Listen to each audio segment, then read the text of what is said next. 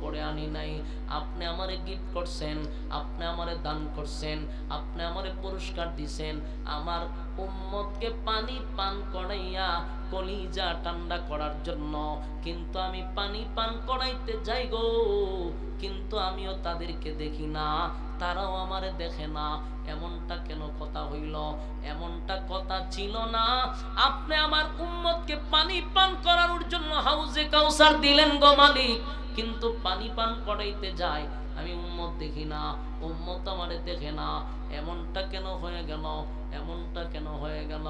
আল্লাহ তার বন্ধুরে ডাক দিয়া বলে, বন্ধু আমি যা জানি আপনি নবী তা জানেন না। আল্লাহ ডাক দিয়া বলে, বন্ধু আপনার দিল মাকা দরদ লইয়া, আপনি রহমতের নবী, বরকতের নবী, আপনার দিল মাকা দরদ লইয়া উম্মতকে পানি পান করার জন্য দাঁড়ায় আছেন।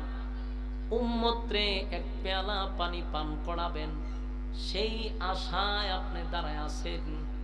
কিন্তু মাঝখানে তারা আসলে পড়ে আপনি দেখেন না। এর একটা কারণ হলো বন্ধু, মাঝখানে, এদের মাঝখানে আর আপনার মাঝখানে পর্দা ফালায়া দিছি। আপনি নবী চাইলেও দেখবেন না, তারাও চাইলে আপনারে দেখবে না। আমি আল্লাহ মাঝখানে পর্দা দিয়া দিছি। আল্লাহ নবী বলেন, মালিক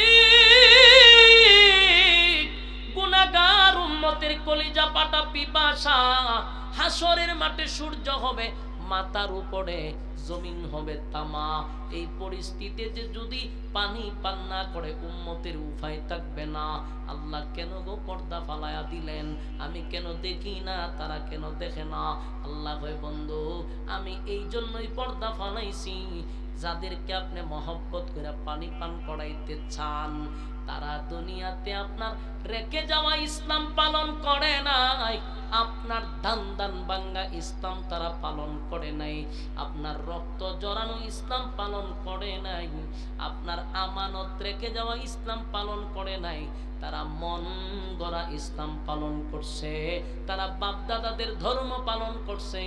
আপনি নবীর তরিকায় চলে নাই, আপনি নবীর এতাত করে নাই, আপনি নবীর অনুসরণ অনুকরণ করে নাই, কোরআন সুন্নাহ অনুযায়ী জীবন যাপন করে নাই। তারা ফির ফকিরদের কথা শুনা জীবন চালাইছে, এরা কোরআন হাদিস অনুযায়ী জীবন চালায় নাই। তাই আমি আল্লাহ আপনি নবীর বরকতি হাতের পানি এদেরকে পান করাবো না, এই সিদ্ধান্ত আমি আল্লাহর। আল্লাহর নবী সেদিন নবী চিৎকার দিয়া বলবে, উম্মতেরা শুন, আমি না রক্ত জড়াইলাম, আমি তায়েফের ময়দানে রক্ত জড়াইছি, উহুদের ময়দানে দান ভাঙছি। উম্মতেরা রে, আমার শরীরে একটা মশা মাছি বসে নাই, সেখানে আমি পাথরের আঘাত সহ্য করছি। ইসলামটাকে পরিপূর্ণ কমপ্লিট করে তোদের কাছে আমানত রেখে আসলাম। আমার রেখে যাওয়া ইসলাম পালন করলি না, বাপ দাদার ধর্ম মানলি, কোরআন সুন্নাহয় জীবন কাটাইলি না। আজকে আমি নবী তোদেরকে দেখি না, তোরা আমারে দেখোস না, এমন উম্মতের আমারও দরকার নাই। নবীন সেদিন জুড়ে জুড়ে বলবে, সুহকান সুহকান লিমান গায়্যারা বাদি, দূর হয়ে যা, দূর হয়ে যা, এমন উম্মতের আমার কোনো দরকার নাই। নাউজুবিল্লাহ। এই মাদারীপুরের বায়না, এই জায়গাটা কত ভয়ঙ্কর, কথাটা শুনতে আপনাদের কাছে কেমন লাগলো জানি না, কিন্তু এই কথাটা দিলে ধাক্কা লাগার মতো। হাসরের মাঠ এটা ভয়ঙ্কর, কেউ কারো হবে না, আপনার মামলা লড়ার মতো কেউ নাই সেখানে। ছোট ভাই নাই, বড় ভাই নাই, পাতিনাতা নাই, সাতিনাতা নাই, কেউ আপনার পাশে দাঁড়াবে না, আপনার মামলা কেউ লড়বে না, আপনারে কেউ জামিনে মুক্তি দিবে না, সেখানে আপনার কেউ নাই।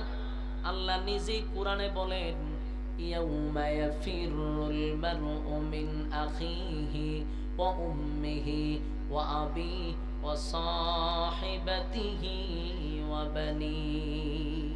আল্লাহ বলেন, মা তার সন্তানের পরিচয় দিবে না, সন্তান মার পরিচয় দিবে না, বাবা সন্তানকে দেখার পরেও পরিচয় দিবে না, সন্তান বাবারে দেখার পরে পরিচয় দিবে না। মোট কথা কেউ কারো না, কেউ কারো না, কেউ কারো না। وعلمه من البيان ما لم يعلم فسبحان الذي لا يحصى امتنانه باللسان ولا بالقلم ونشهد أن لا إله إلا الله وحده لا شريك له وأشهد أن سيدنا وسندنا وحبيبنا ومولانا محمدا عبد الله ورسوله أرسله بالحق بشيرا ونذيرا وداعيا إلى الله بإذنه وسراجا منيرا.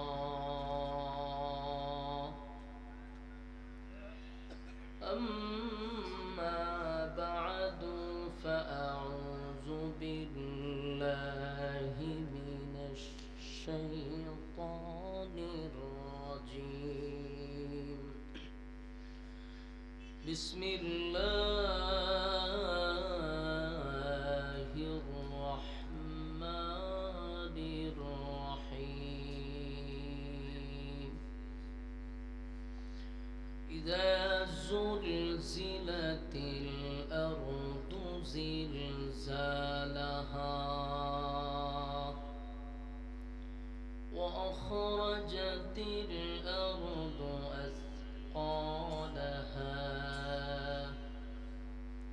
وقال الإنسان ما لها يومئذ تحدث أخبارها بأن ربك أوحى لها يومئذ يصدر الناس أشتاتا ليروا أعمالهم فمن يعمل مثقال ذرة خيرا يره ومن يعمل مثقال ذرة شرا يره. صدق الله العظيم. درود شريف পড়েন اللهم صل على محمد وعلى آل محمد كما صليت على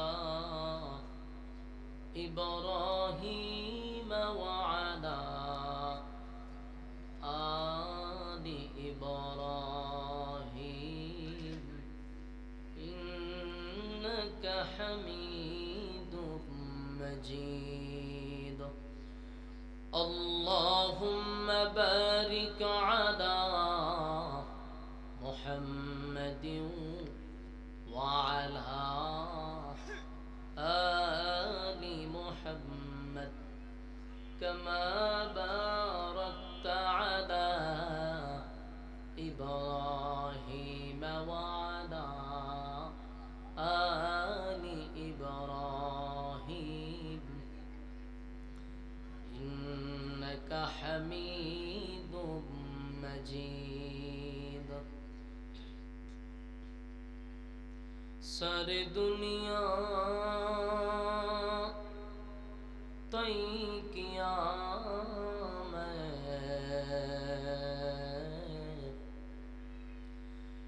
मिसल दो देखा नहीं तेरी मानंद खूबसूरत चांद भी होता नहीं बलगल उला बिकमालिही कशफत तुजा बिजमालिही हसनत जमीअ ग़सालिही सल्लल्लाहु अलैहि। আলহামদুলিল্লাহ। ঐতিহ্যবাহী মাদারীপুর জেলার অন্তর্গত রাজুর থানার খালিয়া এলাকাবাসী ও প্রবাসীদের উদ্যোগে আয়োজিত আজকের এই বার্ষিক ওয়াজ ও দোয়ার মাহফিলের সম্মানিত সভাপতি, আজকের মাহফিলের প্রধান অতিথি, মাস্টার কমান শীষ দেয়, নয়েজ দেয়, এত দরকার নেই, একটু কমান যাতে নয়েজটা না দেয়। আজকের মাহফিলের যিনি প্রধান অতিথি, আন্তর্জাতিক খ্যাতি সম্পন্ন হাফেজ মৌলানা ইসমাইল ইব্রাহিমি সাহেব কাতারি, আজকের মাহফিলে দিগার অতিথিবৃন্দ সহ মুআজ্জাজ মুকাররম হযরত উলামায়ে কেরাম, উপস্থিত নওজোয়ান তরুণ যুবক ভাইরা, মাইকের আওয়াজ যতটুকু দূরে যায় অবস্থানরত পর্দানিশী মা ও বোনেরা, সকলকে আমার অন্তরস্থল থেকে জ্ঞাপন করছি মোবারক, শুকরিয়া আদায় করছি যে আল্লাহ রাব্বুল আলামিন মুসলমানের ক্লান্তি লগ্নে, ফিতনা ফাসাদের যুগে, দুনিয়ার সমস্ত ফিতনার থেকে হেফাজত করে এরকম একটা মজলিসে সুস্থ অবস্থায় আলেমদের সোহবতে আসার বসার তৌফিকটুকু রব্বে করিম আমাদেরকে দিয়েছেন, তাই শুকরিয়া আদায় করছি আলহামদুলিল্লাহ। লক্ষ কোটি দুরুদ এবং সালাম আল্লাহর সৃষ্টির প্রধান আকর্ষণ জনাবে মুহাম্মদুর রাসূলুল্লাহ সাল্লাল্লাহু আলাইহি ওয়াসাল্লামের উপর। সম্মানিত সুধী, এই যে পোলাপানগুলার এনে উঠাই দেন, পয়সা এনে গল্প করতেছে, এই যে দমক দিচ্ছেন শেষ, কতক্ষণ পরে আবার শুরু হইব, কথা আমরা না বলি। পোলাপানগুলারে মাঝখানে একজন একজন করে মুরব্বী বসা যান, এরারে পৃথক পৃথক করলেই হবে, পৃথক পৃথক করে দেন। আমরা কথা না বলি, রাস্তা ঘাটে দোকান পাটে, এই এলাকার যত দোকান পাটে ইয়ং জেনারেশন, নওজোয়ান তরুণ যুবকরা বেহুদা সময় নষ্ট করতেছেন। বিনয়ের সাথে বলবো, বেঁচে থাকলে আগামী কালকেও আড্ডা মারতে পারবেন, বেঁচে থাকলে আগামী কালকেও গল্প করতে পারবেন, কিন্তু বেঁচে থাকলে ওই মাহফিলটাতে বসার কোনো সুযোগ নাই। তাই বুদ্ধিমান যারা দুনিয়ার সমস্ত ব্যস্ততাকে পিছনে রেখে এখানে বসে যাওয়া উত্তম। দেখেন, আমি হবিগঞ্জ থেকে আসছি, লম্বা একটা রাস্তা, এরপরে অসুস্থ, আমার শরীরে কিন্তু জ্বর আছে, অ্যান্টিবায়োটিক ওষুধ খাইয়া এরপরে ওয়াজ উঠছি। তো অসুস্থ শরীর যতই হোক, আমরা যতই বলি, এটা কিন্তু পাবলিকের কাছে গ্রহণযোগ্য হয় না। আমরা মইরা জানগা কিন্তু ওয়াজ হইতে, এই জন্য আমরা এগুলো বলিও না, অসুস্থ শরীর নিয়েই ওয়াজ করতে হয়। ওয়াদা দেওয়া এখন না আসলে সমস্যা। তা আমি লম্বা সফর করে আসছি, শরীর অসুস্থ, আর আপনারা এলাকার মধ্যেই মাহফিল, ঘর থেকে বাহির হয়ে প্যান্ডেলে বসতেন, কিন্তু আপনারা আসতে পারতেছেন না।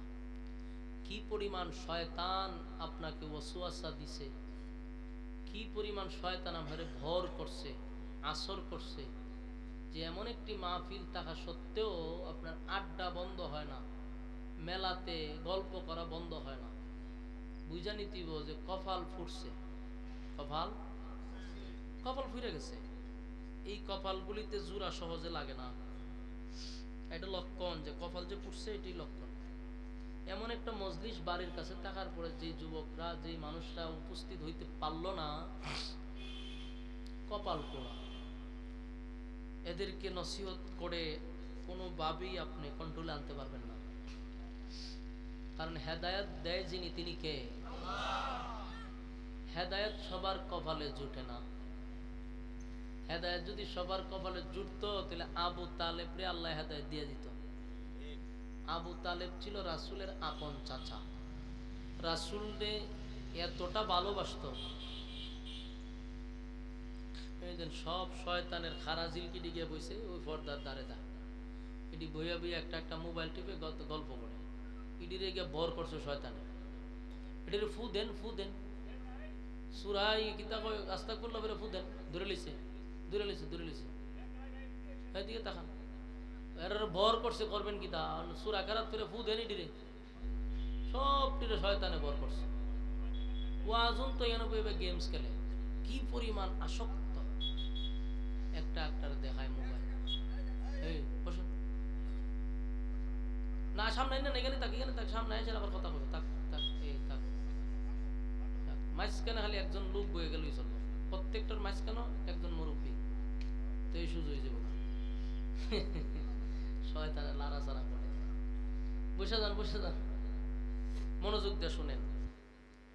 সম্মানিত সুধী, কোরআনের এই মজলিস সবাই চাইলেও আইতে পারে নাই, কিন্তু আল্লাহ আপনারা কতটুকু ভালোবাসছে, হাজারো মানুষের মাঝখান থেকে আপনারা পছন্দ করে এখানে বসে রাখছে, এটা আল্লাহর পক্ষ থেকে নিয়ামত।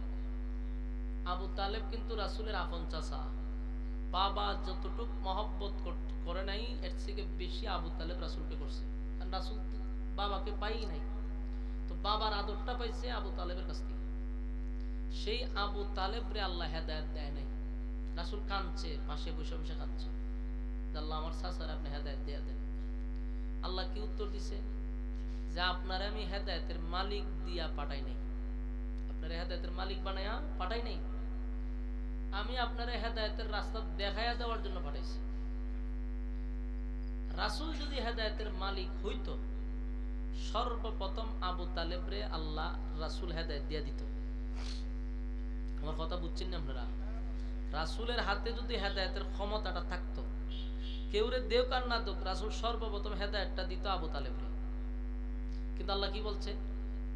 আমি আপনাকে হেদায়েতের মালিক বানায় পাঠাই নাই, আপনাকে হেদায়েতের রাস্তা দেখায় দেওয়ার জন্য পাঠাইছি। কারে হেদায়েত দিব, কারে দিব না, এটা একক সিদ্ধান্ত আল্লাহর। কথা বুঝতে চায়? ওয়াহশী নাম শুনছেন?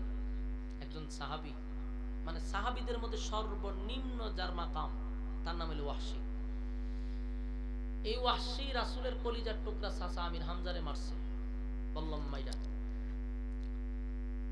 রাসূল মাঝে মধ্যে বলতো, যখন ঈমান আনছে তখন রাসূল বলতো যে ওয়াহশী তুই আমার সামনে বসিস না, আড়ালে বসিস, তোরে দেখলে আমার চাচার কথা স্মরণ হয়।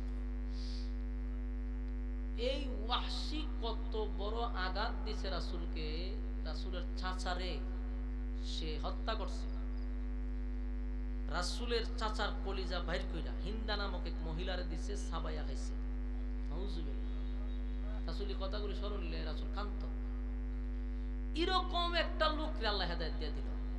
ভাবা যা, যে রাসূলের চাচারে হত্যা করলো, এমন সাহাব, এরকম একটা লোককে আল্লাহ হেদায়েত দিয়ে দিছে, জান্নাত দিয়ে দিছে। আর আবু তালেব রাসূলের জন্য জেল কাটছে। আবু তালেব রাসূলকে কেউ গালি দিলে আবু তালেব তরবারি লিয়ে সামনে দাঁড়াইছে, নিজে না খাইয়া রাসূলকে খাওয়াইছে। সেই আবু তালেবের আল্লাহ হেদায়েত দিল না। ওয়াহশী নবীর কলিজায় আঘাত দিল, চাচারে হত্যা করলো, সেই ওয়াহশীরে আল্লাহ হেদায়েত দীক্ষা দিয়ে দিছে। সুবহানাল্লাহ। যেন হেদায়েত পুরো মারাত্মক, সবাইর আল্লাহ হেদায়েত দেয় না ভাই। আপনার সাথে একই সাথে চলে, একই সাথে ঘুরে, কিন্তু দেন আপনার এখানে আল্লাহ বসাইছে, আর আপনার সাথে একটা দোকান আড্ডা মারতেছে, ঠিক নেই? অনর্থ কোনো কাজ কাম নাই, কিন্তু হুদুদি ঘুরে, এখানে কতক্ষণ বসে, ওখানে কতক্ষণ বসে, এখানে কতক্ষণ যায়, এখানে কতক্ষণ যায়, ভিতরে কোনো শান্তি নাই, আছে না নাই? তাহলে হেদায়েত আল্লাহ, আল্লাহ যারে হেদায়েত দেয়, পৃথিবীর কোনো মানুষ তারে পথভ্রষ্ট করতে পারে না। আর যারা হেদায়েত দেয় না, স্বয়ং রাসূল কানলেও কাম হবে না। তো আমরা এখানে বসছি কুশিনাবাজার, প্রবাসী এলাকাবাসী ও প্রবাসী। এই প্রবাসী ভাইয়েরা অক্লান্ত পরিশ্রমের টাকা দিয়ে সুন্দর আয়োজন কইরা আপনাদেরকে উপহার দিছে, আপনারা যেন দিন শিখেন, দিন বুঝেন, এই জন্য তারা এই মাহফিলটা করাইছে। এই জন্য প্রবাসীদেরকে সেলট দেওয়া দরকার, তাদের জন্য দোয়া করব আমরা, আল্লাহ যেন তাদের খামাই রোজগারে বরকত বাড়ায়া দেয়। আমি আপনাদের সামনে একটা সূরা কমপ্লিট তেলাওয়াত করছি। সূরাটার নাম হইল সূরায়ে জিলজাল। এর বাংলা অর্থ হইল ভূমিকম্প। বলুন বাংলা অর্থ কি? ভূমিকম্প। সূরার নাম হই ভূমিকম্প। তাহলে কি বোঝা যায়? একটা ভূমিকম্প আছে। এই সূরাটার নামই আল্লাহ রাখছে ভূমিকম্পের সূরা। এই সূরাটা আপনাদের সামনে তেলাওয়াত করছি। তো যেই ভূমিকম্পর কথা আল্লাহ বলছে, এখন যে ভূমিকম্প হয় 3 মিনিট 3 সেকেন্ড 5 সেকেন্ড 6 সেকেন্ড, এটা কিন্তু সেই ভূমিকম্প না। ওইটা যেই সময় ভূমিকম্প হবে, এই সময় ওই ভূমিকম্পে আসমান থাকবে না, জমিন থাকবে না, পাহাড় থাকবে না, পর্বত থাকবে না, সাগর থাকবে না, নদী থাকবে না, সব তছনছ করে নেবে এক ভূমিকম্পে। ওইটাকে আমরা বলি কিয়ামত। আমরা কি বলি? কিয়ামত 2 প্রকার, একটা কিয়ামতে কুবরা, একটা কিয়ামতে সুগরা। একটা বড় কিয়ামত, একটা ছোট কিয়ামত। ছোট কিয়ামতটা হলো যার যার কিয়ামত, ব্যক্তিগত কিয়ামত। আমি বক্তা এখানে বসে ওয়াজ করতেছি, এখন যদি এখানে মারা যায় তাহলে আমার কিয়ামতটা শুরু হবে স্টেজ থেকে। কথা বুঝতেছেন? মাতা ফাকাত কামাত কিয়ামত। যে যখন মারা যাবে তার কিয়ামত তখন থেকে শুরু হবে। এটারে কয় ব্যক্তিগত কিয়ামত, যার যার কিয়ামত। আরেকটা কিয়ামত হলো বড় কিয়ামত, এটাকে বলা হয় সমষ্টিগত কিয়ামত। এই বিশ্ব পরিস্থিতির পরিসমাপ্তি একদিন ঘটে যাবে, এতে কোনো সন্দেহ আছে? আল্লাহ বলেন কুল্লু মান আলাইহা ফান, সব ধ্বংস করে দিবে, সব ধ্বংস। আসমান মাথার উপরে আছে কয়টা? 7টা। 7টা আসমান। এই আসমানগুলিও থাকবে না। সূর্য, চন্দ্র, গ্রহ, নক্ষত্র, পাহাড়, পর্বত, সাগর, নদী, নালা, খাল, বিল যা আছে, ভূমিকম্পে আর কিছু থাকবে না, সব ধ্বংস হয়ে যাবে। ভাই এখানে কি কোয়েল আছে? নিশ্চিত কোয়েল আছে কোথাও? একবার মেরে লেছেন তো আমার ওয়াজ তো শেষ। আল্লাহর রাস্তে 1 মাইল দূরে নিয়ে তুই 20টা সিগারেট আমারে খাওয়াইতেছেন আপনারা, একটা কোয়েল ধরায়। কোনো বক্তার সামনে কোয়েল দিবেন না, একেবারে প্যান্ডেলের বাইরে মশা কামড়াবে আপনারা। কত ক্ষতি করে, এমনি শ্বাস ফেলাইতে পারতেছি না, এর মধ্যে কোয়েল ধরাইছে। তো আমার কথাগুলি কি বিরক্ত হইতেছেন? কোরআনের কথা একটু ধৈর্য নিয়ে শোনাটা ভালো। গিচ্ছা কাহিনী শুই না বলেন কোনো ফায়দা হয়েছে আপনারা? আমরা দেশের সিস্টেম হলে যে সুন্দর করে বানোয়াট গল্প হইতে পারে, ওই বক্তা হইতে পারে। আজগবি গল্পগুলো আপনাদেরকে শোনানো হয়, আপনারা খুব মজা পান। আমি গল্প, গিচ্ছা, কাহিনী, বানাওয়াট এগুলো বলতে পারি না ভাই, আমার নিজের কাছে লজ্জা লাগে। যেগুলো যে বলতেছি তা তো বানোয়াট। এই জন্য যতটুকু শুনবেন কোরআন থেকে শুনবেন। দেখেন কিয়ামত 2 প্রকারের মধ্যে, প্রথমটা তো আমরা ব্যক্তিগত, আমি মারা গেছি তো আমার কিয়ামত শুরু, আজকের থেকে শুরু। আর সমষ্টিগত যেটা, এটা এমনে শুরু হবে না, এটা একটা বাঁশির মাধ্যমে শুরু হবে। রেওয়ায়াতে আসছে 2 বার, কোন জায়গাতে আসছে 3 বার, সিংহায় ফুঁক দেওয়া হবে। তো এই বাঁশির মাধ্যমে ইসরাফিল আলাইহিস সালাতু ওয়াস সালামের সিংহায় ফুঁক দেওয়ার মাধ্যমে শুরু হবে সেই সমষ্টিগত কিয়ামত। ওই কিয়ামতটা যখন হবে তখন জমিনের মধ্যে একটা জালজালা সৃষ্টি হবে, ঝাঁকুনি শুরু হবে। আল কারিআ মাল কারিআ, উদ্দেশ্য করে বলতেছি যে এমন একটা আত্মা কাঁপানো একটা পরিস্থিতি শুরু হবে, এই ব্যাপারে আপনার ধারণা আছে? মানে এমন একটা ভয়ঙ্কর পরিস্থিতি হবে যে গোটা পৃথিবীটাকে আল্লাহ একটা ঝাঁকানি দিবে।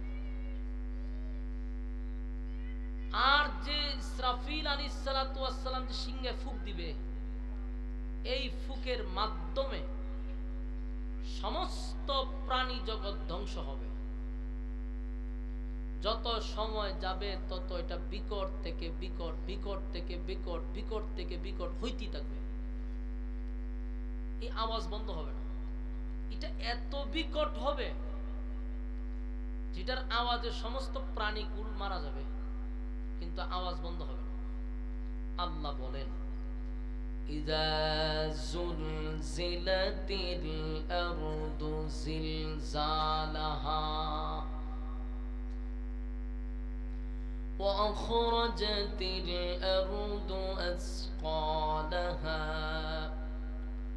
ওয়া ক্বালাল ইনসানু মা লাহা। ইযা যুলজিলাতিল আরদু জিলজালাহা, জমিনের মধ্যে একটা জালজালা সৃষ্টি হবে, জমিনের মধ্যে কম্পন সৃষ্টি হবে, জমিনের মধ্যে জাকুনি শুরু হবে, ভয়াবহ একটা পরিস্থিতি শুরু হবে। কুল্লু মান আলাইহা ফান, আল্লাহ বলেন সব আমি ধ্বংস করে দিব, কিছুই রাখবো না, সব ধ্বংস হয়ে যাবে।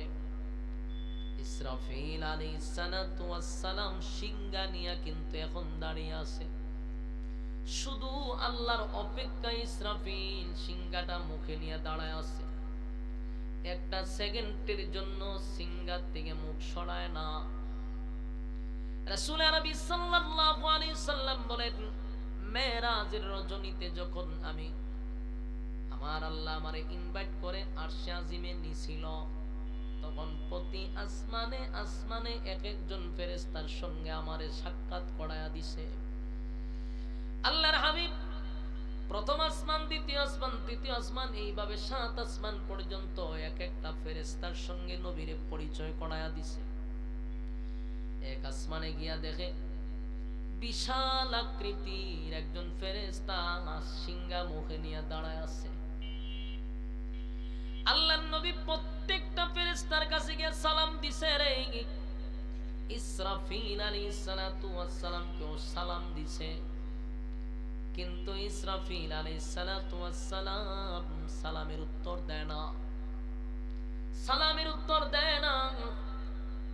নবীজি আবার সালাম দিলেন, কিন্তু সালামের উত্তর দেয় না। 3 বার যখন সালাম দিল, ইসরাফিল আলাইহিস সালাতু ওয়াস সালাম সালামের উত্তর দেয় না। আল্লাহর নবী তখন বললেন, হে ইসরাফিল, আমি বুঝতে পারছি কেন তুমি আমার সালামের উত্তর দেও না, এবং আপনি আমার নবীর দিকে ইসরাফিল তাকায়ও না। আল্লাহর নবী তখন বলেন, ইসরাফিল রে, আমি বুঝতে পারছি আমার সালামের উত্তর কেন দেও নাই। তোমার ধারণা হলো তুমি আমার সালামের উত্তর দেওয়ার সময় যদি মালিক তোমারে অর্ডার দেয় সিংহায় ফুঁক দেওয়ার জন্য, আমার সালামের জন্য কি তোমার সমস্যা হবে, এটা ভাবতেছ। আল্লাহর নবী তখন ইসরাফিলকে লক্ষ্য করে নবী বলেন, এই ইসরাফিল, 7 আসমানে আমি নিজের ইচ্ছায় আসি নাই, আমারে আমার মালিক ইনভাইট করে আনছে, সম্মানের সাথে দাওয়াত দিয়ে আনছে। আমি বিনা দাওয়াতে আসি নাই, আমারে দাওয়াত দিয়ে আনছে। শুধু একা নয়, আমার ইস্তেকবালের জন্য, আমার স্বাগতম জানায়া নেওয়ার জন্য একজন ফেরেশতাও সাথে আল্লাহ পাঠাইছে। আমার সফর সঙ্গী আছে জিবরাইল, সমস্ত ফেরেশতাদের সর্দার জিবরাইল আমার সঙ্গে আছে। আল্লাহ এমন একজন ফেরেশতারে পাঠাইছে, আমার সফর সঙ্গী আমার গন্তব্যে পৌঁছায়া দেওয়া পর্যন্ত জিবরাইলের দায়িত্ব। আর 7 আসমানে আমি নিজের ইচ্ছায় আসি নাই, আমার মালিক আমারে দাওয়াত দিয়ে আনছে। তাই আমারে দাওয়াত দিয়া আইনা আমার মালিক অবশ্যই তোমারে বলবে না যে সিংহায় ফুক দিয়া দুনিয়া নষ্ট করে দাও, দুনিয়া ধ্বংস করে দাও। আমারে দাওয়াত দিয়া আইনা এমন অর্ডার তোমারে দিবে না, তুমি আমার সালামের উত্তর দিতে পারো। সুবহান। ইসরাফিল আলাইহিস সালাতু ওয়াস সালাম এই কথা শোনার পরে সিংহাটা মুখ থেকে সরাইছে, সরাইয়া সালামের উত্তর দিল। সালামের উত্তর দিয়া বলে, নবী গো, আপনার প্রথম সালামটাই আমি শুনছি, কিন্তু ওগো নবীজি, আল্লাহ যেদিন আমারে সৃষ্টি করছে জিবরাইল ইসরাফিল হিসাবে, সেদিন আমার হাতের মধ্যে সিংহা ধরায়া দিছে গো। আমার মালিক বলছে, ইসরাফিল রে, সিংহাটা লইয়া দাঁড়ায়া থাকবি, আমি হুকুম দিতে দেরি হবে, সাবধান। হুকুম দেওয়ার সাথে সাথে 1 সেকেন্ড 1 চুল পরিমাণ যেন বেশ কম না হয়। ওগো নবীজি, সেদিন থেকে আমার দায়িত্ব, আজ পর্যন্ত সিংহা কোনোদিন মুখ থেকে আমি সরাই নাই।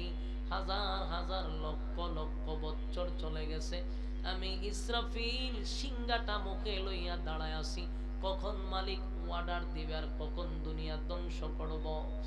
আপনি নবী সালাম দিছেন শুনলাম, আমি চিন্তা করলাম, আমি যদি সালামের উত্তর দেই আর এই মুহূর্তে যদি আল্লাহ বলে ইসরাফিল সিংহায় ফুঁক দে, আল্লাহর কথা, আল্লাহর অর্ডার মানতে গিয়া যদি আমার সেকেন্ড দেরি হয়, বলুন না মালিকের কাছে কি জবাব দিব? আল্লাহর নবী বলেন, জিবরাইল, ইসরাফিল তো জানে না আমার মালিক আমারে দাওয়াত দিয়ে আনছে, আমি নিজে নিজে আসি নাই, কাউরে দাওয়াত দিয়াই না পৃথিবী আল্লাহ ধ্বংস করে দিবে, বিষয়টা এমন না। তুমি সালামের উত্তর দিতে পারো। ইসরাফিল সালামের উত্তর দিয়া নবীর সঙ্গে কথাবার্তা বললেন। আল্লাহর নবী বলেন, ইসরাফিলকে আমি এত বড় দেখছি, ইসরাফিলের হাতে যে সিংহা, এই সিংহা তো আমরা শুধু নাম শুনছি, এটা যে কত বড় আপনি আশ্চর্য হয়ে যাবেন। ইসরাফিলের হাতের সিংহা এই পৃথিবী, সবগুলা পৃথিবীর যা কিছু আছে আসমানের নিচে, সবগুলা সিংহার একটা সুরের ভিতরে যা কয়েকবার ঢুকতে পারবো। সুবহানাল্লাহ। আপনারা সুবহানাল্লাহ বোঝা যায় বিষয়টা স্বাভাবিক। পৃথিবীটা ছোট, হ্যাঁ পৃথিবীটা ছোট, এই সিংহার মধ্যে কয়েকটা ছিদ্র আছে, একটা দুইটা ছিদ্র না। এমনও বলা হয়েছে পৃথিবীতে যত মানুষ আল্লাহ পাঠাইছে, প্রত্যেকটা মানুষ অনুযায়ী একটা করে ছিদ্র আছে। সুবহানাল্লাহ। বাড়ি দিয়া বলবে, ইসরাফিলের মুখে এটা দইরা রাখছে, এই সিংহা দিয়া এক একটা ছিদ্র দিয়া পৃথিবী ঢুকবে, বাহির হবে। তাহলে যেই সিংহা এত বড়, এই সিংহা যেই মুখে লাগানো, সেই মুখটা কত বড়। এখন বুঝুন ইসরাফিল কত বড়। আল্লাহর নবী বলেন, আমি ইসরাফিলের সঙ্গে কথা বললাম, আল্লাহর হুকুমের জন্য ইসরাফিল দাঁড়ায় আছে, কোন দিন মালিক অর্ডার দিবে। অনফিখা ফিস সূর, এটার সূর বলা হয়। যেদিন ফু দিবে সেদিন তামাম পৃথিবী তছনছ হয়ে যাবে রে, জমিনের মধ্যে একটা ভূমিকম্প শুরু হবে। ইযা যুলজিলাতিল আরদু জিলজালাহা, জমিনের মধ্যে একটা ঝাঁকুনি হবে, জালজালা শুরু হবে। শুধু তাই নয়, ওয়া আখরাজাতিল আরদু আসকালাহা, আল্লাহ রাব্বুল আলামিন বলেন জমিনের মধ্যে ঝাঁকুনি হবে। ওয়া আখরাজাতিল আরদু আসকালাহা, ঝাঁকুনির পরে ওয়া আখরাজাতিল আরদু আসকালাহা, জমিনের ভিতরে যা ছিল, জমিনের নিচে কিন্তু, জমিনের পেটের ভিতরে কিন্তু সম্পদ আছে, দামি দামি দামি দামি সম্পদ আছে রে। এত দামি সম্পদ জমিনের পেটের ভিতরে, হীরা মণি মুক্তা স্বর্ণ সবগুলি সেদিন ঝাঁকুনির কারণে জমিন তার পেটের ভিতর থেকে সব বাহির করে। সেটি কি করে? ধরে লইয়া না নিলে কি তেন ওয়াজ না হলে দূরে যাবে মানে কইয়া গ্রুপিং করে কেন বিরক্ত কিন্তু ভাই কথা কোয়াটা আমার কাছে খুব বিরক্ত এই চ্যাংরা পোলাপান ওয়াজ শুনেও না কাউরে শুনতে দেয় না মনোযোগ দিয়ে আপনি কথা বলবেন এই সুযোগ আপনার দিত না এর হারিয়া কথা কয় মনোযোগ দেন আপনারা কি বিরক্ত লাগতেছে আমার যুবক ভাইরা কথাগুলি দিলের কান লাগায়া শুনেন একটা কথাও আমার মন গড়া না এই প্যান্ডেল স্টেজের মধ্যে আলেম ওলামারা আছে বিজ্ঞ ওলামায়ে কেরাম এখানে বসা একটা কথাও আমার মন গড়া নয় এটা বাপ দাদার কোনো ইচ্ছাও নয় কথাগুলি শুনেন নিজের ফায়দা হবে বাড়িতে নিয়ে যেতে পারবেন এক ধ্যানে এক খেয়ালে বয়ানগুলো শুনেন কথা বুঝতেছেন এই জায়গাতে কিছু পোলামান কথা বলতেছে আপনারা কমিটি এইদিকে যান এই ফর্দার ইবাদতে দইরা হাত পাও বাইন্দা নেন ফেলায় রাখেন নাকটা বাদে খালি মুখটা খুলে রাখবেন মুখ বাইন্দা লিবেন হ্যাঁ এরপরে খাড়া মন কাঁচা দিয়ে বাইরিবেন শতান বয়ান চলতেছে গপ করতেছে মানে সব শয়তান গিয়ারা খান্দবর করে মজা না লাগলে তোমরা চলে যাও কিন্তু কথা বললে তো ভাই ডিস্টার্ব এই দেখছেন নি বাড়ি করে লইছে দেন সব চ্যাংরা পোলাপান এটি বয় না খালি দৌড়ে বিরক্ত লাগে বসো বিয়াদ্দব কথাও উঠে না কিয়ামতের আলামত বলুন কিসের আলামত আগে আমরা বড় দেখলে ভয় পাইতাম এখন পোলা মানে ভয় পায় না ঠিক নেই হ্যাঁ ড্যাম কেয়ার আমরা আগে ছোটবেলা যে রাস্তাতে বড় দাড়ি সাদা অথবা এরকম মুরব্বী দেখলে আমরা ভয় লাগতো আরেক দিকে যেতাম এমনের ফুলা মানিতে একটা কিয়ামতের আলামত এটা ভয়ও পায় না বাফুরি ভয় পায় না আর আপনারা ভয় পাবো কেন হ্যাঁ বসেন কথা না বলি ইদা জুলজিলাতিল আরদু জিলজালাহা জমিনের মধ্যে জালজালা শুরু হবে জমিনের মধ্যে ভূমিকম্প শুরু হবে ওয়া আখরাজাতিল আরদু আসকালাহা আর জালজালা হওয়ার কারণে ভূমিকম্প হওয়ার কারণে জমিন উগলায়া দিবে জমিনের ভিতর থেকে সব সম্পদ বাহির করে দিবে রে জমিনের ভিতর থেকে সব বাহির হয়ে যাবে এই দৃশ্যগুলি মানুষ দেখবে আর বলবে হায় আফসোস হায় আফসোস হায় আফসোস এই সম্পদের জন্য কত মারামারি কত হানাহানি আজকে সম্পদ আমাদের চোখের সামনে প্রকাশ পায় কিন্তু নেওয়ার কেউ নাই বলুন সেদিন কি সম্পদ নিব না নিজের জান বাঁচাইব হায় হায় সম্পদ জমিন উগলায়া দিল কিন্তু নেওয়ার কেউ নেই ওয়াকালাল ইনসানু মা লাহা এই দৃশ্য দেখার পরে মানুষ বলবে জমিন তোমার কি হয়ে গেল রে কি হয়ে গেল মানুষ জমিন রে প্রশ্ন করবে জমিন তোমার কি হয়ে গেল ওয়াকালাল ইনসানু মা লাহা জমিন তোমার কি হইছে জমিন তখন আমাদের কথা শোনার পরে আল্লাহ বলেন ইয়াউমা ইযিন তুহাদ্দিসু আখবারাহা সেদিন জমিন সাংবাদিক হবে জমিন কি হবে সাংবাদিকে কি করে সংবাদ প্রচার করে ঠিক নেই সেদিন আল্লাহ বলেন জমিন কথা বলবে সুবহানাল্লাহ সেদিন জমিনের জবান আল্লাহ খুলে দিবে গো কথা তো মন গড়া নয় আল্লাহ কোরআনেই বলছে জমিন সেদিন কথা বলবে উপায় থাকবে না ইয়াউমা ইযিন তুহাদ্দিসু আখবারাহা জমিন কথা বলবে জমিনের জবান আল্লাহ খুলে দিবে মানুষ বলবে বিআন্না রাব্বাকা আওহা লাহা মানুষ যখন জমিনের কথা শুনবে বলবে তোমার কি হইল বিআন্না রাব্বাকা আওহা লাহা আল্লাহ কয় জমিন এমনে এমনে কথা বলে না বিআন্না রাব্বাকা আওহা লাহা তোমার রব জমিন রে নির্দেশ করছে তাই জমিন কথা বলে আমার যুবক ভাইরা ওয়াকালাল ইনসানু মা লাহা মানুষ বলবে জমিন আজকে কেমনে রে জমিন তুমি কথা বলো, জমিন তুমি কথা বলো। জমিন কথা বলতে থাকবে। সেদিন আমাদের অপকর্ম যা আছে, সেদিন আমি আপনি অস্বীকার করলেও কোনো লাভ হবে না, কারণ জমিন সেদিন সব বর্ণনা করতে থাকবে। কোন জায়গায় দাঁড়াইয়া, কোন জায়গায় দাঁড়াইয়া কোন কাজ করছেন আপনার বলার দরকার নাই, জমিন বলতে থাকবে। আল্লাহ খালিয়া এলাকায় অমুক জায়গায় দাঁড়াইয়া আপনার বান্দা আপনার জমিনে দাঁড়াইয়া আপনার খাইয়া আপনার নিয়ামত ভোগ কইরা আপনার নাফরমানি করছে, সেদিন আপনি আমার জবান বন্ধ রাখছেন মালিক, আপনি আমার জবান বন্ধ রাখছেন গো, তাই তো সেদিন কথা বলার সাহস পাই নাই।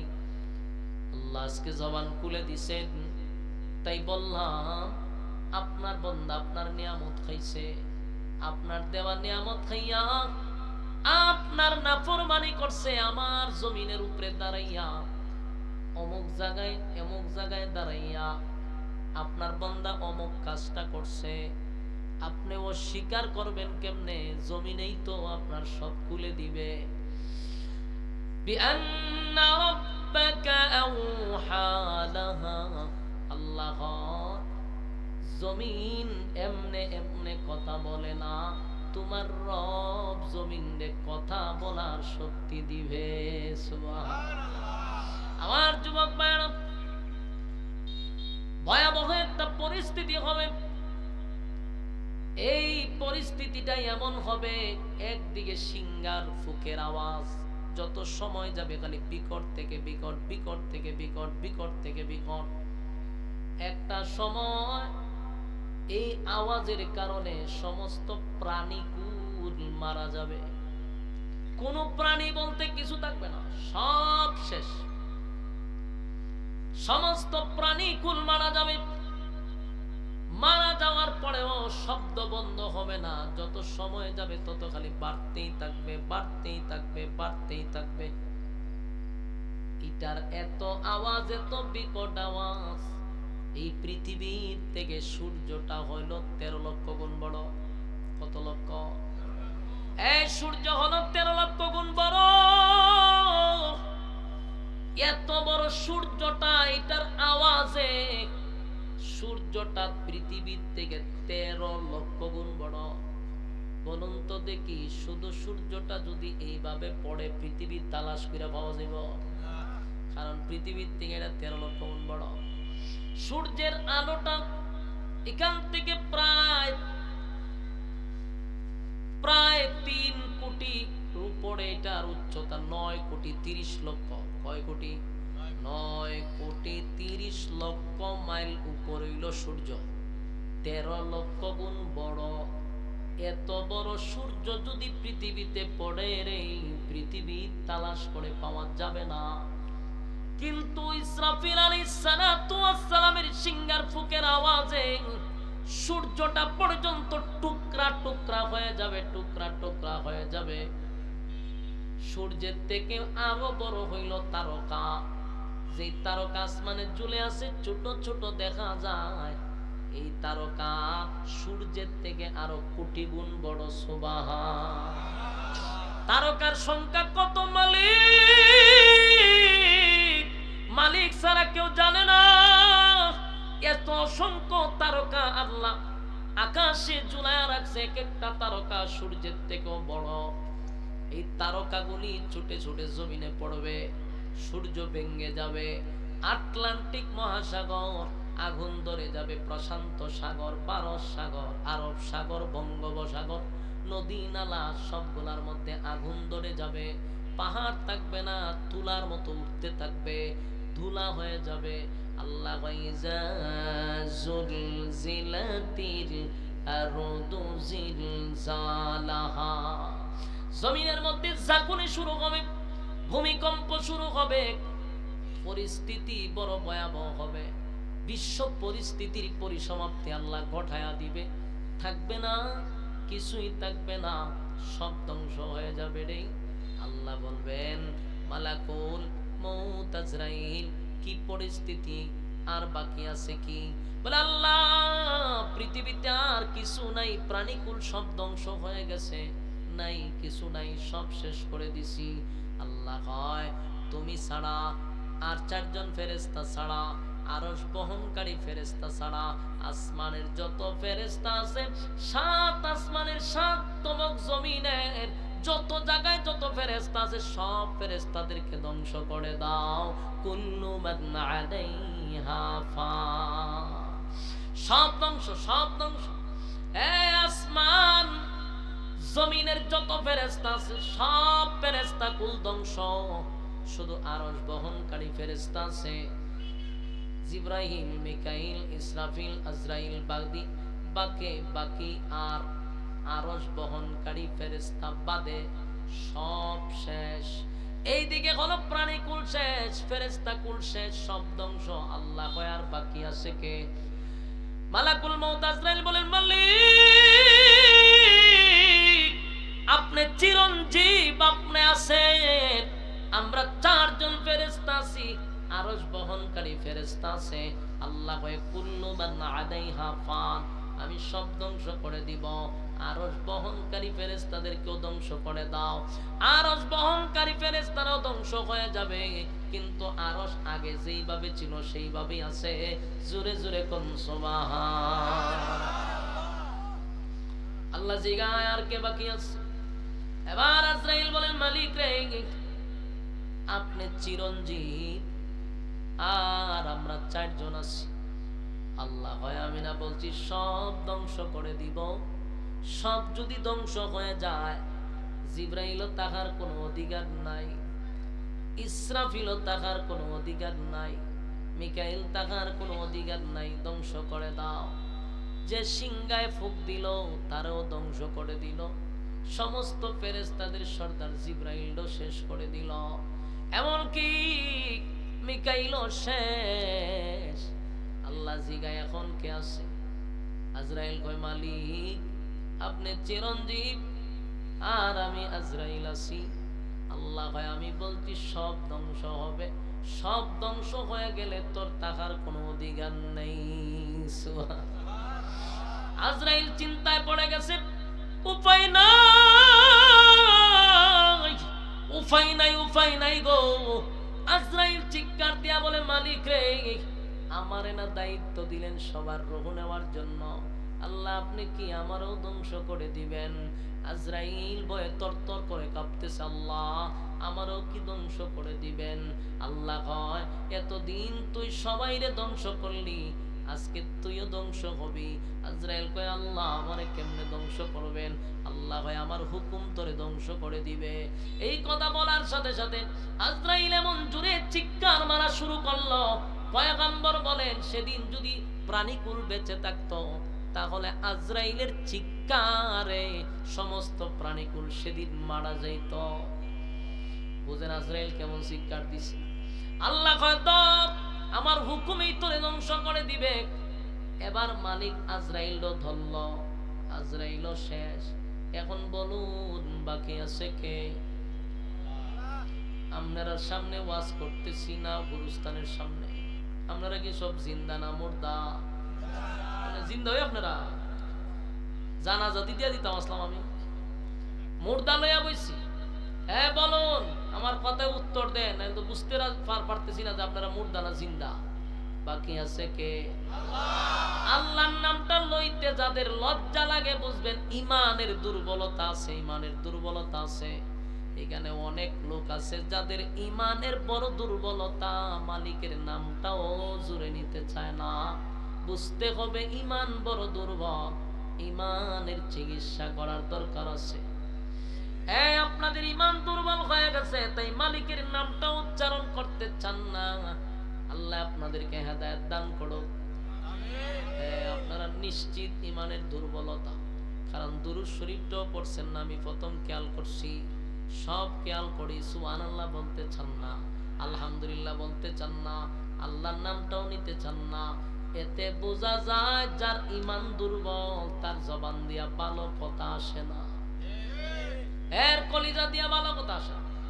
এখানে যদি নর্তকী নাচত দেখতেন ওই যে বুড়াটি এখন আল্লাহর নাম নিতে চায় না, এরা নাচতো নর্তকীর সাথে, এরাও নাচতো বাগলো ডান্স দিত, কারণ এই সময় শয়তানে শৈল্য শক্তি দিয়া দিত। আর ভালো কাজে আসলে তাদের সুবহানাল্লাহটা বের করতে পারি না। এটা বড় আফসোসের ব্যাপার। বলুন আর বাকি আছে কে? আরো জুড়ে। আল্লাহর কোন মৃত্যু আছে? আল্লাহ কারো কাছ থেকে জন্ম নেয় না, কাউরে জন্ম দেয় না। সুবহানাল্লাহ। লাম ইয়ালিদ ওয়া লাম ইউলাদ। আল্লাহ কয় আমি কারো কাছ থেকে জন্ম নেই না, আমি কাউরে জন্ম দেই না। ওয়ালাম ইয়াকুল লাহু কুফুয়ান আহাদ। আমার সমকক্ষ, আমার সমতুল্য কেউ নাই। জোরে জোরে কোন সুবহানাল্লাহ। আমার যুবক ভাইরা, মালিক ছাড়া কেউ নাই। আল্লাহ এক অদ্বিতীয়, এবার আর কেউ নাই, কেউ নাই, শুধু মালিক একা রাজত্ব নিয়ে বসা। আল্লাহ তখন একা একা নিজে নিজেই বলবে লিমানিল মুলকুল ইয়াউম। আল্লাহ নিজে নিজেই বলবে, এই পৃথিবীর রাজা বাদশারা কই? এতদিন তোরা রাজত্ব করলি, আমি তোদেরকে ক্ষমতা দিছিলাম, তোদেরকে আমি ক্ষমতা দিছিলাম, ক্ষমতা পাইয়া তোরা অপব্যবহার করছস। এই পৃথিবীর রাজা বাদশারা, আমি তোদেরকে ধন দিলাম, আমি তোদেরকে মাল দিলাম, ক্ষমতা দিলাম, সব দেওয়ার পরে আমি আল্লাহর নাফরমানি করছস, আমি আল্লাহর বিরোধিতা করছস। ক্ষমতা পাইয়া ক্ষমতার অপব্যবহার করছস, মানুষের উপরে জুলুম করছস, মানুষের অধিকার নষ্ট করছস। আজকে কই একটু দাঁড়া, আজকের রাজত্ব কার? একটু দাঁড়া। সেদিন আর কোনো শব্দ নাই, সেদিন কোনো সাউন্ড নাই, নীরব, একেবারে নীরব, কেউ নাই, কেউ নাই, কেউ নাই, মালিক ছাড়া কেউ নাই। আল্লাহ একা হয়ে গেছে, কেউ নাই। সেদিন আল্লাহ নিজে নিজে নিজে নিজেই বলবে, যখন কোনো শব্দ নাই, নিজেই বলবে লিল্লাহিল ওয়াহিদিল কাহ্হার। আজকে রাজত্বের মালিক আমি, আজকে রাজত্বের একক মালিকানা আমার, কেউ আজকে রাজত্ব করবে না। আল্লাহ নিজেই বলবে আমি হলাম আজকের রাজত্বের মালিক। আল্লাহ একা, সব শেষ, সব শেষ। আমার যুবক ভাইরা, প্রথম সিংহা এবং দ্বিতীয় সিংহার মাঝখানে লম্বা একটা গ্যাপ থাকবে। গ্যাপটা হইল 40 বছর হইতে পারে, 40,000 বছর হইতে পারে, 40 মাস হইতে পারে। এটার কোনো নির্দিষ্ট লেখা নাই, শুধু বলা হয়েছে 40। এখন এটা 40 মাস, 40 বছর, 40,000 বছর। এরপরে আরেকটা সিংহায় ফুঁক দিবে, আরেকটা সিংহায় যিনি ফুঁক দিবে উনি তো ইসরাফিল, ঠিক না? ইসরাফিল কি এখন আছে? সব শেষ। আল্লাহ আবার সর্বপ্রথম ইসরাফিল আলাইহিস সালাতু ওয়াস সালামকে বলবে উঠ, আল্লাহর হুকুমে দাঁড়ায় যাবে। সুবহানাল্লাহ। আল্লাহ সর্বপ্রথম ইসরাফিলকে আবার দাঁড় করাবে, দাঁড় করায় বলবে ইসরাফিল রে, দ্বিতীয় সিংহায় ফুঁক মার। দ্বিতীয় সিংহায় যখন ফুঁক দিবে, এটার কাজ হইল, প্রথম সিংহায় ফুঁক দিছিল সব ধ্বংস, দ্বিতীয় সিংহায় যখন ফুঁক দিবে সব মানুষের ভিতরে, প্রত্যেকটা প্রাণীর ভিতরে রূহ আসবে। সুবহানাল্লাহ। দ্বিতীয় সিংহায় ফুঁক দিলে রূহ আসবে। কাদা মাটি, কাদা মাটির নিচ থেকে মানুষগুলা লড়াচড়া করবে। সুবহানাল্লাহ। হাজার হাজার বছর হতে পারে রে, যারে যেখানে কবর দেওয়া হয়েছে, আজ থেকে 4000 5000 বছর আগে যারে কবর দেওয়া হয়েছে, আর কিয়ামতের পর্যন্ত ওই মানুষগুলারে যেখানে কবর দেওয়া হয়েছিল ঠিক ওই জায়গা থেকেই মানুষটা দাঁড়াবে। কথা বুঝতেছেন? আপনাদের এই এলাকার নাম হলো কালিয়া, ঠিক না? কালিয়ার যেখানে, কালিয়ার মানুষ যেই গুরুস্থানে আপনাদেরকে দাফন করা হবে, যেখানেই দাফন করা হবে, কিয়ামতের ময়দানে সেখান থেকে দাঁড়াবেন। হবিগঞ্জের মানুষ মাদারীপুর আসবে না, মাদারীপুরের মানুষ হবিগঞ্জে যাবে না। যারে যেখানে কবর দেওয়া হইল ওই মানুষটা সেখান থেকে ওইটা দাঁড়াইছে, যেই মানুষটা যেখানে যারে খবর দেওয়া হয়েছে, দেখছেন অবস্থাটা, যারে যেখানে কবর দেওয়া হয়েছে সেই মানুষটা সেখান থেকে ওইটা দাঁড়াবে। আল্লাহর নবী বলেন দ্বিতীয় সিংহায় যখন ফুঁক দিবে, মাটির নিচে কাদা মাটির নিচ থেকে মানুষ লড়াচড়া শুরু করবে, মানে রূহ আসছে। সুবহানাল্লাহ। কিন্তু হাসরের মাঠে সর্বপ্রথম যিনি দাঁড়াবেন তিনি হলেন সমস্ত নবীকুলের সম্রাট, সমস্ত নবীদের নবী, ইমামুল মুরসালিন, খাতামান নবিয়্যিন, নবী মুহাম্মাদুর রাসূলুল্লাহ সাল্লাল্লাহু আলাইহি ওয়াসাল্লাম। সর্বপ্রথম হাসরের মাঠে যিনি দাঁড়াবেন তিনি কে? আমাদের নবী মুহাম্মাদুর রাসূলুল্লাহ সাল্লাল্লাহু আলাইহি ওয়াসাল্লাম। আরেকটা কথা মনোযোগ দিয়ে শুনেন, হাসরের মাঠে সবাই কিন্তু উলঙ্গ অবস্থায় দাঁড়াবে। বলুন কাপড় পইরা না উলঙ্গ? উলঙ্গ অবস্থায় দাঁড়াবেন নারী পুরুষ উলঙ্গ অবস্থায় দাঁড়াবে। এই কথাটা যখন নবী ওয়াজ করতেছিল, আম্মা জান আয়েশা সিদ্দিকা রাদিয়াল্লাহু তাআলা আনহা নবীরে প্রশ্ন করছিল, হুজুর সবাই কি উলঙ্গ অবস্থায় দাঁড়াবে? নবী কয় হ। আম্মা জান আয়েশা বলেন কি লজ্জার ব্যাপার, কি শরমের ব্যাপার, হাসরের মাঠে কি নবীর স্ত্রীরা সহ উলঙ্গ দাঁড়াবে? বলে হ। আম্মা জান আয়েশা এত লজ্জা পাইছে, আল্লাহর নবী বলেন আয়েশা গো তুমি যেমনটা ভাবতেছো এমনটা না, দুনিয়া না এটা পরকাল। দুনিয়া না এটা পরকাল। মানুষ যে আসমানের দিকে তাকাইব 50,000 বছরের ভিতরে নিচের দিকে একটা সেকেন্ডের জন্য তাকাবে না। কার শরীরে কাপড় আছে না নাই দেখার সময় আছে? কথা হয় না? আপনার সামনে কে দাঁড়িয়ে আছে, আপনার সাথে লাগায়া দাঁড়ায় আছে, এর দিকে আপনি তাকাইবেন না 50,000 বছর? আপনার এই সময় নাই তো। মানুষ সব আসমানের দিকে তাকাইয়া বলবে ইয়া রাব্বি নাফসি নাফসি নাফসি নাফসি নাফসি, আমার উপায় নাই, আমার উপায় নাই। সূর্যের তাপে মানুষের মাথার মগজ টকবক করতে থাকবে, অন্যদিকে আল্লাহর তর্জন আর গর্জন। এই সময় কি কেউ উলঙ্গ কে কাপড় পরা দেখার সময় আছে? এই জন্য নবী বলেন আয়েশা চিন্তার কোনো কারণ নাই, তোমার পাশের লোকটা তোমারে দেখবে না 1000 বছর হয়ে যাবে, তাকাইবার সময় নাই। তাই প্রত্যেকটা মানুষ কাদা মাটির নিচ থেকে উলঙ্গ অবস্থায় দাঁড়াবে, শুধুমাত্র একজনই কাপড় পরিধান করবে, তিনি হলেন আপনি আমার নবী মুহাম্মাদুর রাসূলুল্লাহ সাল্লাল্লাহু আলাইহি ওয়াসাল্লাম। আল্লাহ ডাক দিয়া বলবে জিবরাইল, দুনিয়ায় থাকা অবস্থায় 24,000 বার নবীর সঙ্গে সাক্ষাৎ।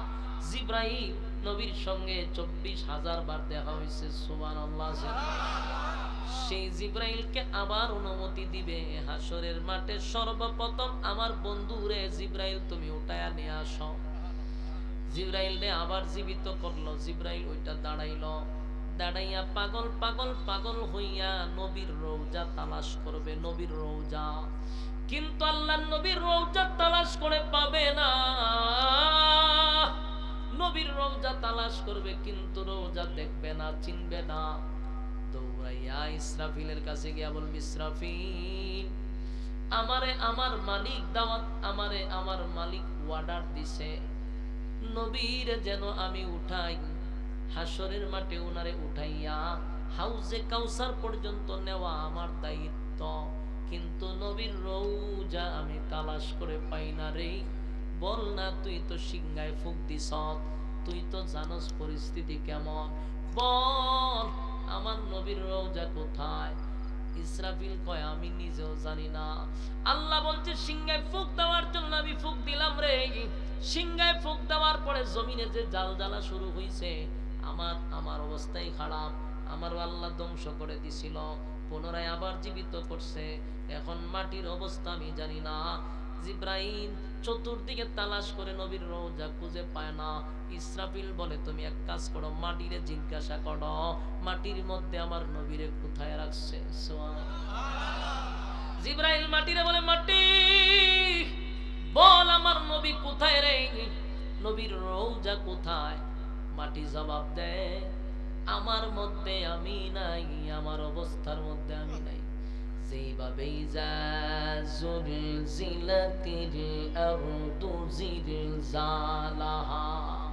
জমিনের মধ্যে যে জালজালা শুরু হয়েছিল, জমিনের মধ্যে যে উলট পালট হয়েছে, আমার মধ্যে আমি নাই, আমার মধ্যে আমি নাই। আমার পেটের ভিতরে কোন জায়গায় নবী আছে আমি জানি না, আমি জানি না। মাটি বলে আমার মধ্যে আমি নাই। জিব্রাইল পাগল পাগল পাগল পাগল হইয়া চতুর্দিকে নবীর রওজা তালাশ করতেছে, কোথাও নবীরে পাওয়া যায় না রে, নবীর রওজা তালাশ করে পায় না, দৌড়াইতেছিল। হঠাৎ করে জিব্রাইল তাকায়া দেখে একটা জায়গা থেকে আলো জ্বলতেছে, আলো চিৎকার দিয়া কোন সুবহান। আলো জ্বলতেছিল। এবার জিব্রাইল বুঝতে পারছে এই জায়গাতে যেহেতু আলো, সেখানে জিব্রাইল গিয়ে দাঁড়াইছে। দাঁড়ায়া দেখে এইটাই হলো নবীর রওজা। নবীরে সেদিন হাসরের মাঠে জিব্রাইল সর্বপ্রথম উঠাবে জান্নাতি পোশাক পরিধান করাইয়া। একমাত্র আমার নবীকে আল্লাহ জান্নাতের পোশাক পরাইয়া উঠাবে। নবীজি হাসরের মাঠে ওঠার পরে চিন্তা করেন, ওই মুহূর্তে নবী একবারও নিজের কথা বললেন না, কোনো কিছু জিগাইলেন না। ওঠার সাথে সাথে বলে, জিব্রাইল রে, হাসরের মাঠ তো কায়েম হয়ে গেছে, আমার উম্মতের কি অবস্থা, উম্মতের কি অবস্থা? জিব্রাইল কয়, হুজুর সর্বপ্রথম আপনারে উঠানো হইছে, এখন আপনার উম্মত উঠে নাই, আপনি উঠার পরে আল্লাহ অর্ডার দিবে, আপনার উম্মতরা ওইটা দাঁড়াবে। নবীরে উঠানো হইল জান্নাতি পোশাক পরিধান পড়াইয়া, এরপরে আল্লাহ অর্ডার দিবে। অর্ডার দেওয়ার সাথে সাথে প্রত্যেকটা প্রাণী কুলের মধ্যে রূহ আইসা যাবে। মানুষগুলা কাদা মাটির নিচ থেকে উলঙ্গ অবস্থায় কলিজা কলিজা পাটা পিপাসা লইয়া দাঁড়াবে। কথা কি বুঝতেছেন? কলিজা পাটা পিপাসা, কলিজা পাটা পিপাসা লইয়া দাঁড়াবে। বলা হইছে তাম পৃথিবীর পানি যদি তার গলার মধ্যে ঢেলে দেওয়া হয়, ওই মানুষ তার পিপাসা নিবারণ হবে না। এত পিপাসা লইয়া হাসরের মাঠে দাঁড়াবে। আল্লাহ বলেন, বন্ধু, যেখান থেকে মানুষ দাঁড়াবে আর মানুষ হাসরের মাঠের দিকে দৌড়াইতে থাকবে, যেই দিকে হাসরের মাঠে যাবে ঠিক ওই জায়গাতেই হাউজে কাউসার। এখান থেকে যদি কেউ এক পেয়ালা পানি পান করতে পারে, পানিটা পান করে হাউজে কাউসার ক্রস করে হাসরের মাঠে যেতে হবে। যদি কেউ পানি পান করে রে, তার কপাল খুলে যাবে। কেউ যদি পানি পান না করতে পারে, তার কপাল পুড়ে যাবে। ভয়াবহ একটা পরিস্থিতি শুরু হবে। হাউজে কাউসারের পানি যারা পান করবে তাদের কপাল খুলে গেছে, তাদের ভাগ্য ভালো। পানিটা যারা পান করতে পারবে না, উপায় নাই, উপায় নাই, উপায় নাই। কারণ এমনিতেই কলিজা পাটা পিপাসা লইয়া দাঁড়াবে। অন্যদিকে হলো জিহ্বাটা বাহির হয়ে থাকবে। এই পানিটার এত পাওয়ার, এত পাওয়ার, যদি নবীর হাতের পানি কেউ পান করতে পারে, কমপক্ষে 50,000 বছর পানির পিপাসা লাগবে না। এই পানির এত স্বাদ, এই পানির এত পাওয়ার, এই পানিটা দুধের চেয়েও সাদা, এই পানিটা মধুর চেয়েও মিষ্টি গো, এই পানিটা মেশকে আম্বরের চেয়েও বেশি গ্রাম। এই পানির এত পাওয়ার। আল্লাহর নবী বলবেন, সেদিন আমি তাকায়া দেখব দলে দলে দলে দলে দলে দলে মানুষগুলা আসতেছে। মানুষগুলা যাকে যাকে যাকে যাকে নবীর কাছে আসতেছে। কারণ হাসরের মাঠে যাইতে হলে পারকে ক্রস করে যেতে হবে। তাই আল্লাহর নবী জান্নাতি পেয়ালা লইয়া দাঁড়ায় আছে রে। এক পেয়ালা পানি উম্মতকে নবী পান করায়া দেয়। এই পানি পান করলে তার ভাগ্য পরিবর্তন। তাই নবী তাকায়া দেখে দলে দলে দলে দলে হাজার হাজার মানুষ নবীর কাছে আসতেছে পানি পান করার জন্য। নবী দেখতেছে উম্মতেরা দলে দলে অংশগ্রহণ করতেছে। এত উম্মত, কোটি কোটি কোটি কোটি হাজার কোটি উম্মতেরা দলে দলে দলে দলে কলিজা পাটা পিপাসা লইয়া নবীর কাছে আসতেছে। এক পেয়ালা পানি পান করবে, হাসরের মাঠে যাবে। কিন্তু আফসোসের ব্যাপার হলো এই পানি সবাই পান করতে পারবে না। আফসোসের ব্যাপার হলো এই জায়গায় এই আশিকে রাসূল মাদারীপুরের ভাইয়েরা, কথাগুলি এখন একটু মনোযোগ দেন। আলোচনা আমার শেষ হয়ে যাচ্ছে, অল্প সময় কয়েক মিনিট আমি গুছায়া নিচ্ছি, একটু মনোযোগ দেন। হাউজে কাউসার এটা সাধারণ কোনো কথা না। আল্লাহ নবীরে খুশি করছিল দুনিয়ায়, ইন্না আ'তাইনাকাল কাউসার। এই হাউজে কাউসার আমার নবীরে আল্লাহ গিফট করছে। এটা অন্য কোন নবীরে দেয় নাই। আদম নবীর আল্লাহ কাউসার দেয় নাই, ঈসা নবীরে দেয় নাই, নূহ পয়গম্বর 950 বছর কাঁদছে, আল্লাহ হাউজে কাউসার দেয় নাই। আদম নবী 350 বছর কাঁদছে, তারে দেয় নাই। এমনকি ইব্রাহিম খলিলুল্লাহ অসংখ্য পরীক্ষায় উত্তীর্ণ, কিন্তু আল্লাহ হাউজে কাউসার দেয় নাই। শুধুমাত্র আমার নবীরে এই হাউজে কাউসার দান করছে। এবার নবী দেখবে দলে দলে দলে দলে উম্মতেরা পানি পান করতে আসে।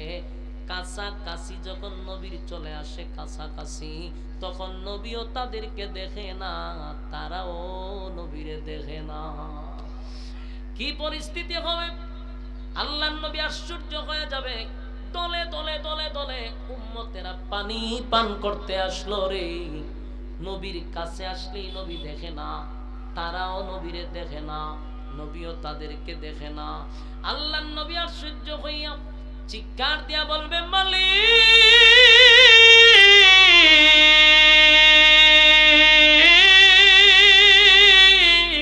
হাউজে কাউসার আমি আপনার কাছ থেকে জোর করে আনি না। হাউজে কাউসার জোর করে আনি নাই। আপনি আমারে গিফট করছেন, আপনি আমারে দান করছেন, আপনি আমারে পুরস্কার দিছেন আমার উম্মতকে পানি পান করাইয়া কলিজা ঠান্ডা করার জন্য।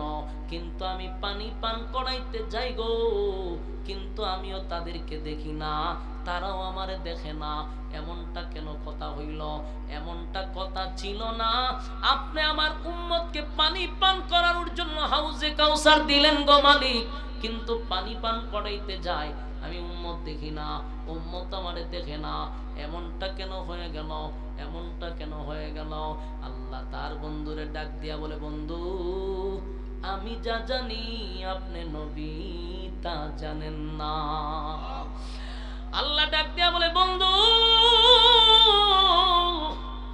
আপনার দিল মাকা দরদ লইয়া, আপনি রহমতের নবী, বরকতের নবী, আপনার দিল মাকা দরদ লইয়া উম্মতকে পানি পান করার জন্য দাঁড়ায় আছেন।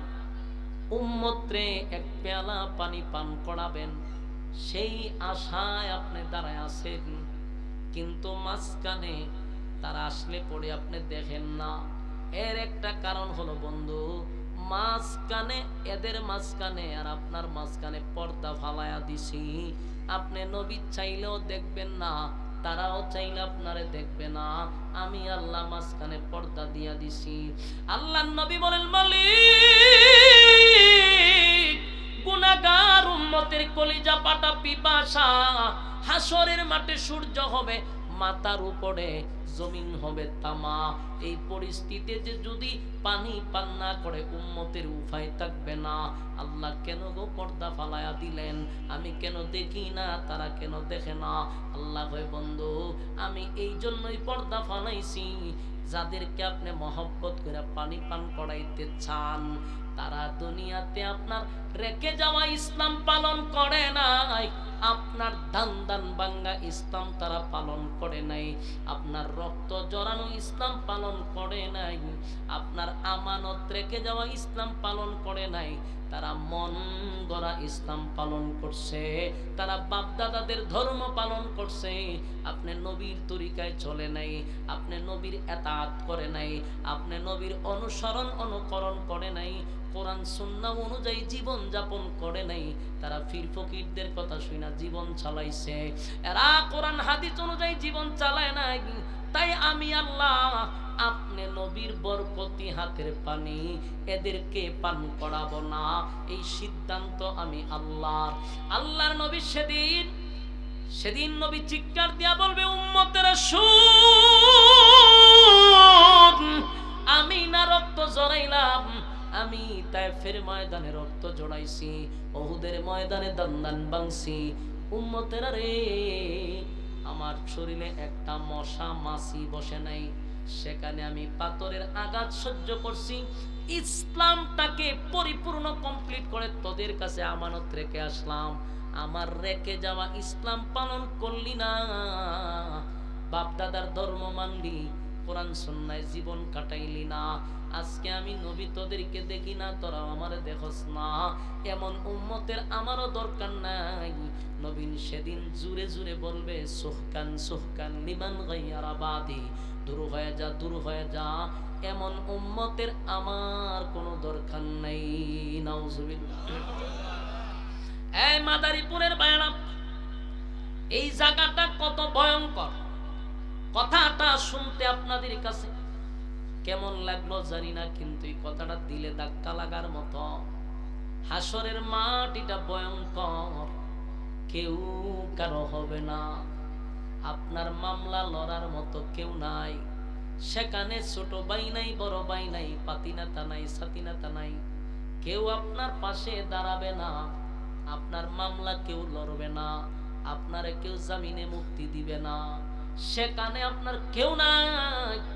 আল্লাহ নিজেই কোরআনে বলেন, ইয়াউমা ইয়াফিরুল মারউ মিন আখিহি ওয়া উম্মিহি ওয়া আবিহি ওয়া সাহিবাতিহি ওয়া বানিহি। আল্লাহ বলেন, মা তার সন্তানের পরিচয় দিবে না, সন্তান মার পরিচয় দিবে না, বাবা সন্তানকে দেখার পরেও পরিচয় দিবে না, সন্তান বাবারে দেখার পরে পরিচয় দিবে না। মোট কথা কেউ কারো না, কেউ কারো না, কেউ কারো না। সেদিন শুধু একমাত্র একজনই আমাদের জামিনে মুক্তি দেওয়ার মতো পাওয়ার রাখে, সেদিন একজনই আমাদের ব্যাপারে সুপারিশ করার মতো ক্ষমতা রাখে, তিনি হলেন আমাদের রাসূল। সেই রাসূল যদি বলে দূর হয়ে যা, দূর হয়ে যা, এমন উম্মতের দরকার নাই। কসম খোদার, উপায় থাকবে না, হাসরের মাঠে কেউ কারো হবে না। নবী যদি সুপারিশ না করে রে, এই দেশের অনেক পীরেরা কিন্তু, অনেক পীর মাশায়েখরা কিন্তু মুরিদানরে বোঝায়, হাসরের মাঠে আমরা সুপারিশ করব। আল্লাহর কসম, আল্লাহর কসম, ফির জান্নাতে গেলে পড়ে সুপারিশের কথা পড়ে, কিন্তু হাসরের মাঠে আদম থেকে লইয়া ঈসা রূহুল্লাহ পর্যন্ত সব নবীরা সেদিন ভয়ে কাঁপবে আর বলবে, ইয়া রাব্বি নাফসি নাফসি নাফসি নাফসি নাফসি। আল্লাহর তর্জন আর গর্জন, সেদিন মালিক তর্জন গর্জন দিতে থাকবে। আল্লাহ সেদিন রহমানের ভূমিকা পালন করবে না, সেদিন কাহার রূপে আল্লাহ দাঁড় করবে।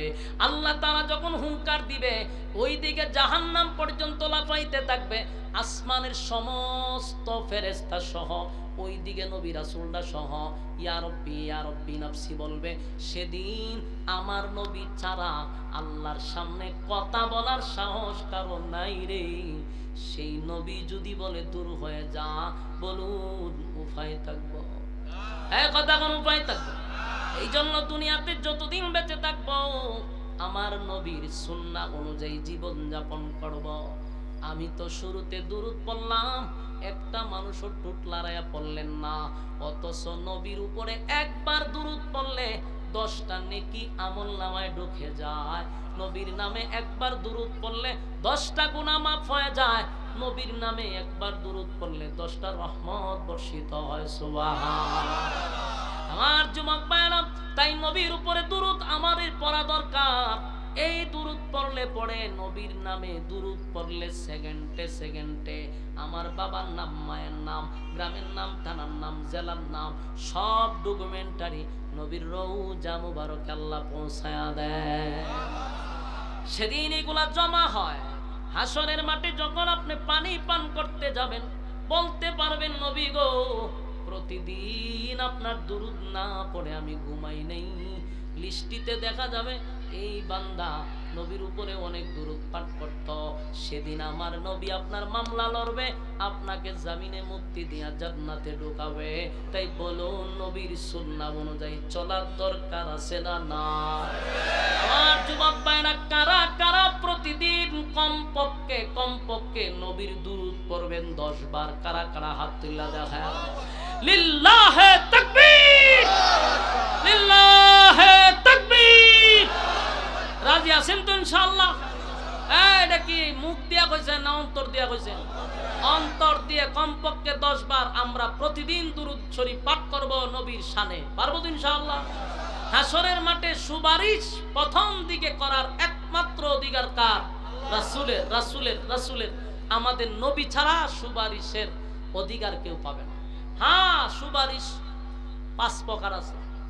এর মধ্যে অনেক ফিররাও সুপারিশ করবে, হাফেজ সাহেবরা করবে, আলেমরা করবে। এটা কোন সময় জানেন? আমি যদি জান্নাতে যাইতে পারি, কথা হয় না? আমি জান্নাতি হইলেন না আমার পাওয়ার বাড়ত, কথা ঠিক? আমি বক্তা আগে জান্নাতে যাই লই, এর ফোন না আমার পাওয়ার। কোন ফির যদি হয় আমি সুপারিশ করুম, বলে তুই যাইবি না, আগে কম তুই জান্নাত আগে যাই ল। জান্নাত যাইলে পরে জান্নাতীদের কথা আল্লাহ রাখে। আমি জান্নাতি হইলে আমি যদি কই আল্লাহ অমুকের ঘরে খানা খাই আমি আলেম হইছি, আল্লাহ আমি জান্নাতি, বেচারা দি জাহান্নামে, আল্লাহ ওনারে জান্নাতে দিয়া দেন। জান্নাতীদের সম্মানার্থে আল্লাহ ওই বেচারারও জান্নাতে দিবে। পরের সাবজেক্ট। কিন্তু প্রথম অবস্থায় আদম নবীরাও এই আনফসি বলবে। সুতরাং আমরা এই কথাগুলির উপরে যদি আমল করতে পারি, বলনেওয়ালা শুনলেওয়ালা উভয়কে কথাগুলির উপরে আল্লাহ সহিভাবে আমল করার তৌফিক দান করুক। সকলে করেন আমিন। সম্মানিত সুধী, এখন আপনাদের সামনে যিনি কথা বলবেন, আপনাদের এই এলাকার সুপরিচিত গোপালগঞ্জের যিনি কাতারি হুজুর নামে পরিচিত বড় একজন আলেম দ্বীন হযরত মাওলানা ইসমাইল ইব্রাহিম সাহেব দামাত বরকাতুহুম, হযরত আপনাদের সামনে কথা বলবেন। কিছুক্ষণের ভিতর উনি চলে আসবে। একজন মানুষও উঠবেন না, লড়বেন না, লড়াচড়ি করবেন না। রাজি আছেন ইনশাআল্লাহ? বিশেষ করে দেখেন, খালিয়া এলাকাবাসী প্রবাসীদের উদ্যোগে আজকের এই মাহফিল, এই মাহফিলটা দ্বিতীয় বার্ষিক, মানে 2 বছর, ঠিক না? এটা যেন প্রত্যেক বছর কন্টিনিউ থাকে, এই ব্যাপারে আমরা রাজি আছি তো ইনশাআল্লাহ? প্রবাসীরা এলাকাবাসী এই দুইটা যদি একত্রে মিলেমিশে থাকতে পারে, তাহলে আমার মনে হয় মাহফিলটা আল্লাহ কিয়ামত পর্যন্ত কবুল করবে। এদের সাথে আপনারাও থাকবেন। মাহফিলটা প্রত্যেক বছর কন্টিনিউ হোক, চান তো আপনারা ইনশাআল্লাহ? রাস্তার পাশে চাইলেই মাহফিলটা করা সম্ভব, তবে আপনাদের এই মাহফিলের সাথে জড়িত থাকা দরকার। বুদ্ধি দিয়া, পরামর্শ দিয়া, পরিশ্রম দিয়া, যেভাবেই হোক, বসেন, জড়িত থাকবো তো ইনশাআল্লাহ। আমরা কেউ লড়াছড়া না